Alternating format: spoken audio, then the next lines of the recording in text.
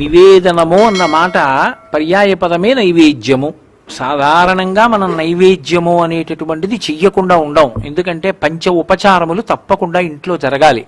గంధ పుష్ప ధూప దీప నైవేద్యములు ఈ 5 జరగకపోతే అది కృతజ్ఞతతో కూడిన గృహంగా గుర్తిస్తారు.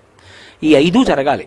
ఇంట్లో గంధం ఈశ్వరుడికి అలంకరించాలి, పుష్ప ఓ పువ్వు వెయ్యాలి, పువ్వు లేకపోతే అక్షతన్న వెయ్యాలి, ధూప ఈశ్వరుడికి ధూపం వెయ్యాలి, దీపం పెట్టాలి, నైవేద్యం పెట్టాలి. ఇవి ఎందుకు చేస్తున్నావు? ఆయనే మనని నిలబెడుతున్నాడన్న సాత్వికమైన బుద్ధితో పూజ చేశారు. ఆయనే మనని కాపాడుతున్నాడు, మన ఇంద్రియాలకి శక్తినిస్తున్నాడని సత్వగుణంతో చేస్తున్నారు. కాబట్టి సాత్విక పదార్థాలని నైవేద్యం చేస్తారు. మధుర పదార్థాలు, పళ్ళు ఇటువంటివి నైవేద్యం పెడతారు.